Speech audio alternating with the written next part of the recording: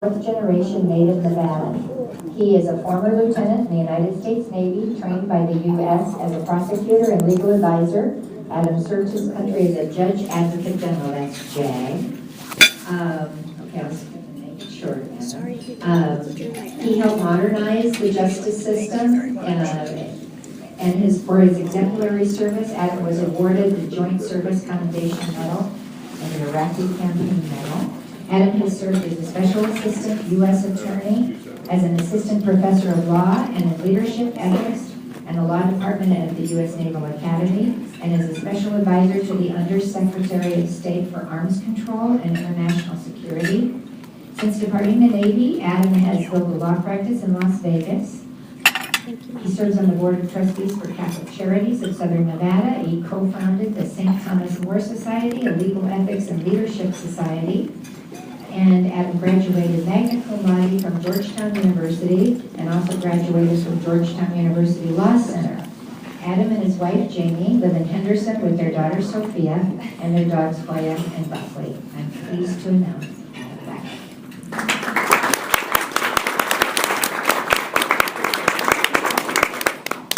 Well, thank you all very much.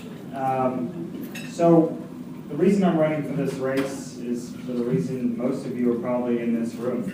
I'm very concerned about the direction of our country. I'm very concerned about the direction of the state. And what I think most people are worried about is whether there's going to be leadership that's going to be willing to stand up and make the tough calls and tough decisions that we're going to need in the coming years and decades. And you know, the Attorney General's office in particular is an office that is going to be very important in the next few years, and I'll explain why. Many of you know about Obamacare and what an incredible train wreck that has been for America and for the state. What a lot of people don't know is that lawsuit was filed by attorney generals. This was done at the state level. You had people in the office that I'm running for that said, this is not something that the Congress has the power to do. This is not what our Constitution intended, and therefore we're going to file a lawsuit. We're going to take it all the way up to the Supreme Court, and we're going to do our best to try to realign the powers that we have in our constitutional system. Now, when they filed that lawsuit, there was, I should say, it was a quick pause. I introduced my Jamie and my wife Jamie and my baby Sophia.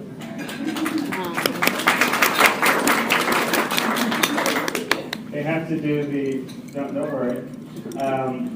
They both have the very challenging job of doing a statewide campaign with us. And I think, as all of you that have kids know, it's not something that we intended to do, and it's certainly not ideal. But thankfully I have my wife's support, because this is an important race. This is an important time for our state. So, you know, Obamacare, when this suit went up, you had a lot of the law professors, a lot of the media that basically made fun of it. And the challenge was that Congress does not have the constitutional authority to create a nationalized healthcare system.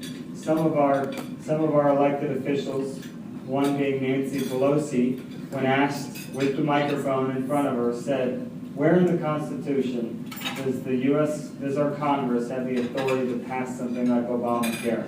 Anybody remember her response? She said that too. She said, are you serious? Are you serious? Of course, a non-answer. And the indignance of that is because, unfortunately, the left in our country believes there are unlimited powers in the federal government. So when asked to say, show us in our limited constitutional system where you have the power to do this, of course they have no answer, and they don't care if there's an answer, because to them the federal government is a tool and it's a weapon to make sure they can change our country in the way they want. So that lawsuit was filed. Unfortunately, as everyone knows, we lost that case. But there was one silver lining, which was the majority opinion said the Congress does not have the power to do this under the Commerce Clause. And that's a bit technical, but the Commerce Clause is what Democrats, and sometimes our party, uses to create nationalized laws. it's this big, broad language, and people say everything is under commerce. And the Supreme Court said, no, you cannot do this under the Commerce Clause. He changed it and made it a tax, which many of you know, which is the only reason Obamacare stands today. But it was an important new weapon, an important new tool in the fight to try to get our power realigned in this country. And what's happened since Obamacare is there have been hundreds of lawsuits filed out of states by attorneys general. And they're filing great lawsuits. I always use the example of the West Virginia Attorney General. West Virginia, as many of you know, is a coal miner state and has been a pretty blue-collar Democrat state for a very long time. Well, they elected their first Republican Attorney General 2 years ago ever. And the very first thing he did was sue the EPA so that that state could survive. I mean, the president is literally, through executive order, trying to kill the economic driver of that state. And we have a similar thing going on here in Nevada, where we have the sage grouse is something that's being pushed on a state that on a bipartisan level is very, very unpopular. We can all jump up and down and say, you know, we cannot let the federal government take this much more power of our state, take this much more control. We have Democrats complaining about that as well. What do the bureaucrats in Washington say?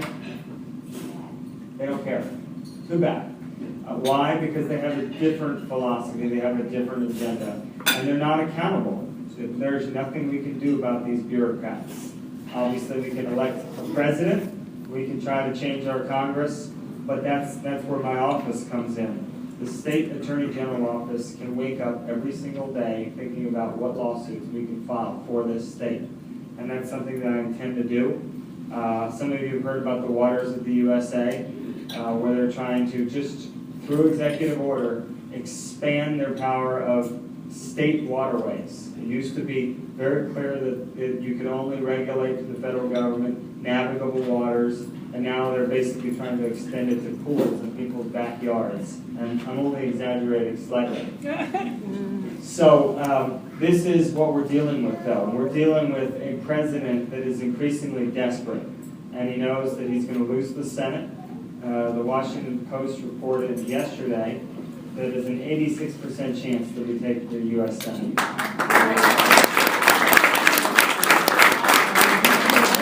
So what's that tell you? And that tells you this kind of style of government, this overreaching federal government, is highly unpopular.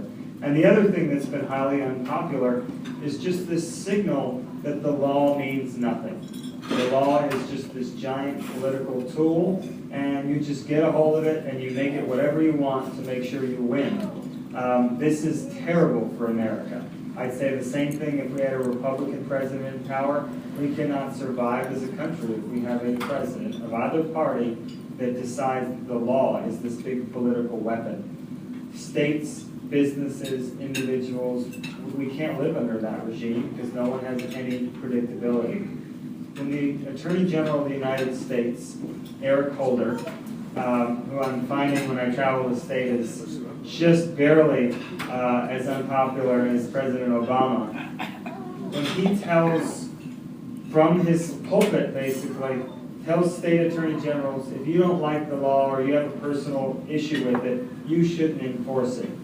We've never had that come out of a U.S. Attorney General, and we can't have that out of a U.S. Attorney General. We can't survive under that system. So the good news is, I give you a lot of gloom and doom. The good news is people are paying attention.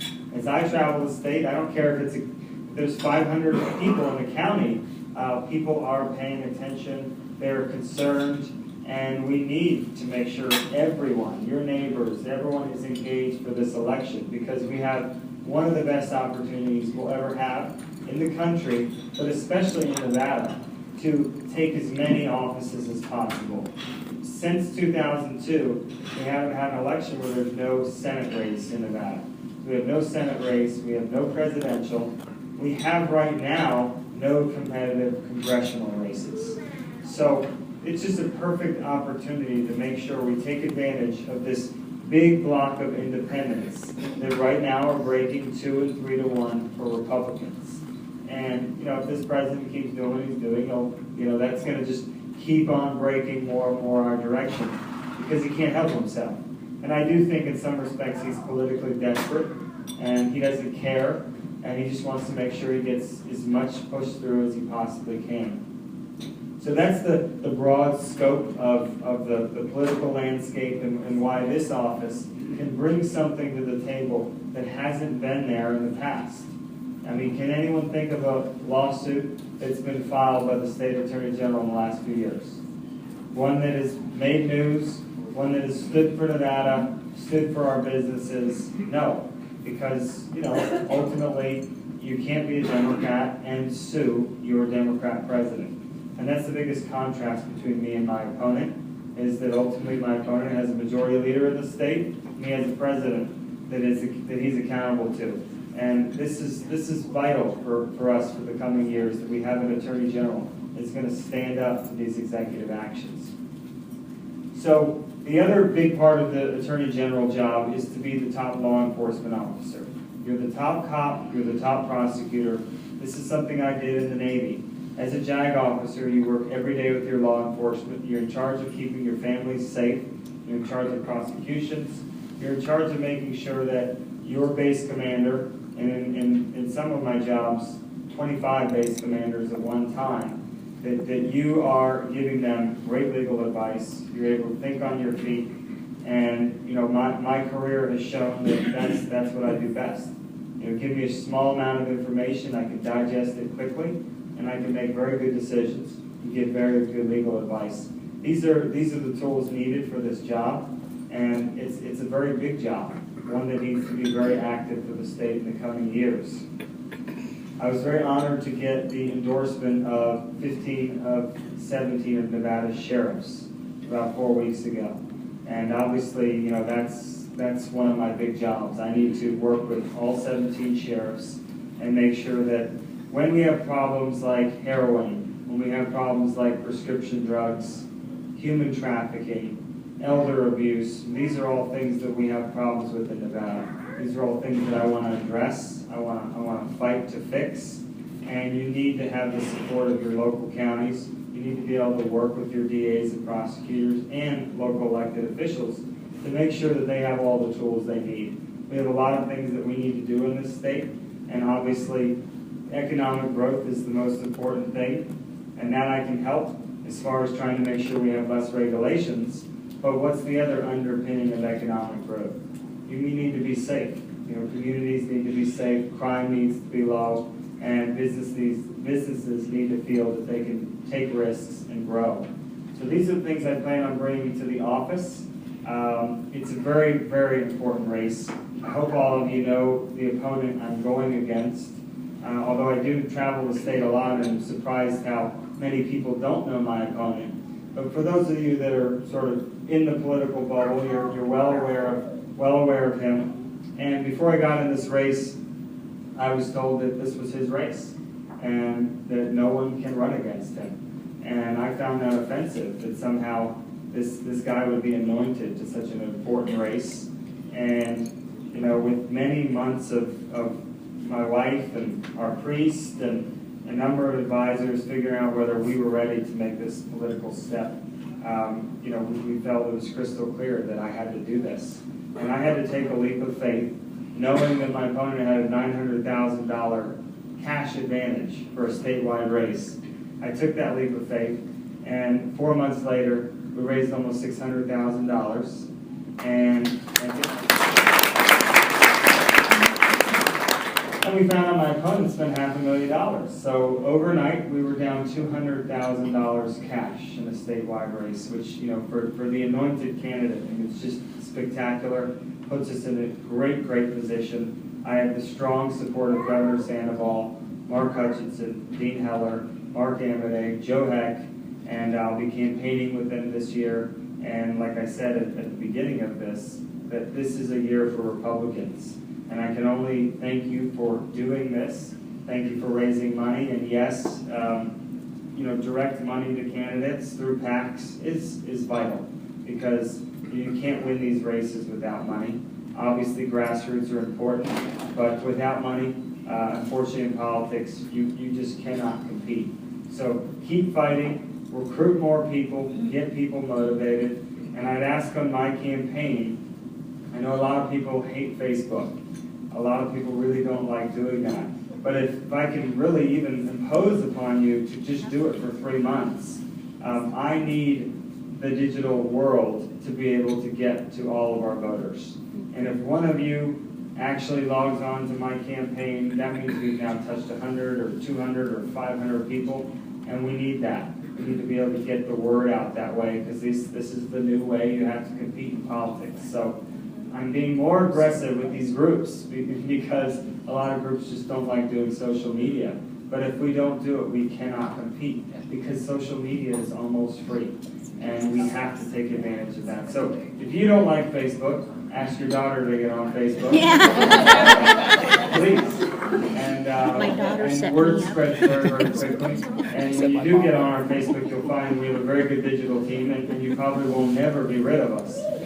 So I thank you so much for your support, and I'd like to ask one more round of applause for my wife, who's working so hard to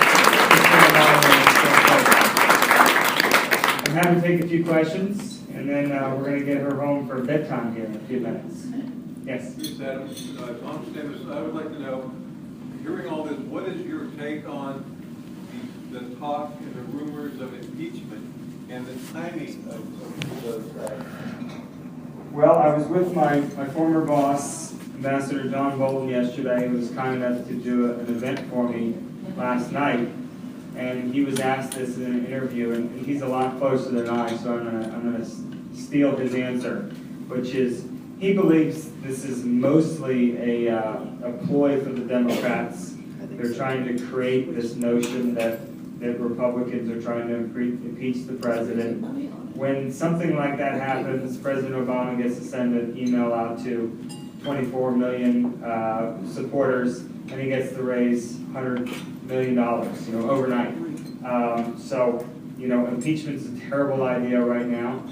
We don't want to do anything to fire up his base. We're on a perfect path to take the Senate, and I tend to believe in that idea. I'm sure there's some people in our party that would like to look at that, but we need to go beat this guy in an election, and all the numbers show that we're going to have one of the biggest swings we can take at him here in 90 days. So, my answer to that. Wait until we get the Senate, then proceed to He impeachment. didn't say that. No, he doesn't get that. Any other questions? Yeah. Question.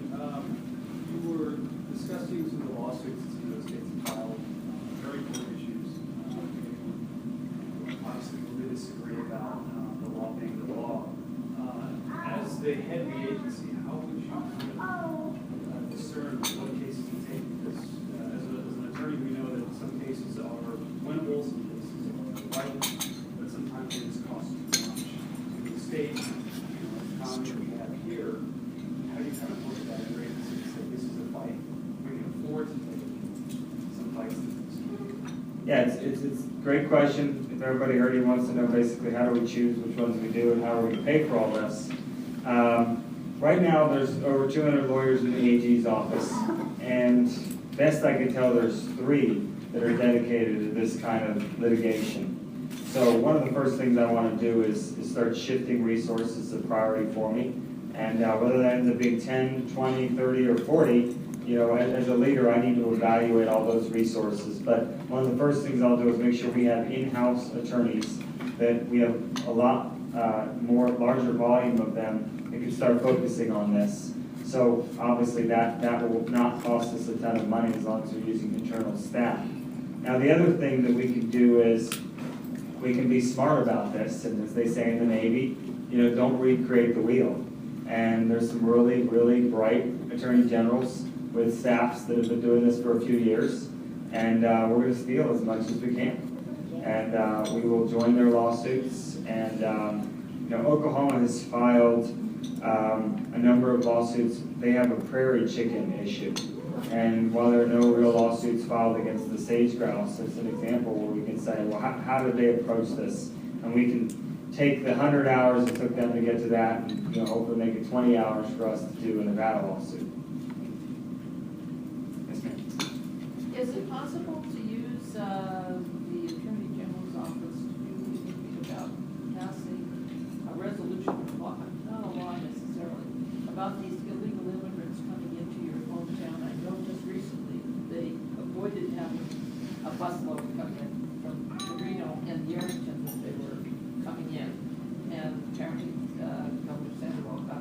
stopped. I don't know how that worked out with civil rights, so I don't know. But should the Attorney General's office operate on getting the state to push back against that? Yeah, you know, Because they're gonna keep coming, they're not stopping now. No, you know, Governor Sandoval has discussed this publicly, as have a lot of governors around the country, and, you know, the first thing we need to do is get the federal government to do its job. I mean, immigration is a federal government issue, and this is a perfect example of an executive branch that is lawless, and they send these signals, and in the case of the president, you know, he sent a signal a number of years ago that if you come into this country and you're a kid, then we're probably not going to send you out. And now we're surprised something like this is happening. So, you know, we need to get more people elected into Congress that are going to be willing to fight against the president, and hopefully get some action going on immigration. But not really anything I could do as Attorney General to stop that, other than just How about to. the National Guard deal? Does that have an impact with the government? Yeah, well, you know, the governor would be in charge of the National Guard, and you know, but I suspect there's no question that we have to do something about the rule of law, and we have to do something about our borders. But in between that, we've just gotta get the federal government to fix this. I mean, it's just not going to go away. Yeah. Last question. Horacio, do you have an opinion as to whether Obamacare can be repealed? And do you have an opinion about whether the margin tax will go through? All right, I'll take the margin tax real quick and say I'm opposed to the margin tax, and everywhere I go, groups are trying to educate voters, and a lot of money has been raised because you have to run campaigns on these things, and it's looking decent right now. The problem is the name of it is the Education Initiative.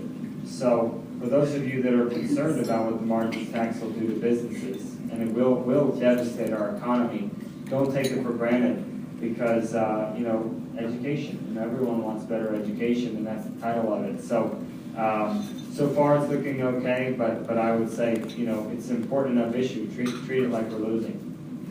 As for Obamacare, there are a lot of lawsuits going on around the country right now. There are a few at the circuit court level, which is right below the Supreme Court level, that would be very, very successful. In fact, there was one last week that was very important, and then the very next day, another circuit went the other way. So there's going to be a lot of litigation, and but there's a lot of will to continue to fight.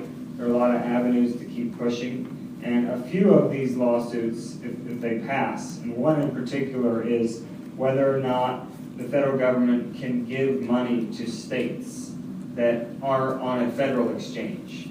And one court said no. And actually by the text of the law, it's clear you cannot do that. Something like that, many commentators have said, would annihilate Obamacare. It'd be unsustainable overnight. That said, this president has shown a willingness 23 times last time I checked to just change the law, to just wake up and just rewrite it. Almost all unconstitutional and going around Congress. But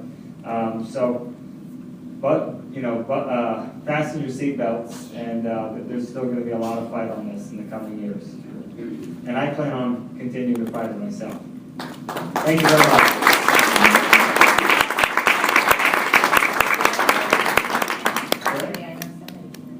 Thank you very much. Thank you so Appreciate much. it. Thank you. Thank you. I don't know about you, but it's great to get to put a face in what everybody has to say. I mean, fabulous. Thank you, guys. Okay.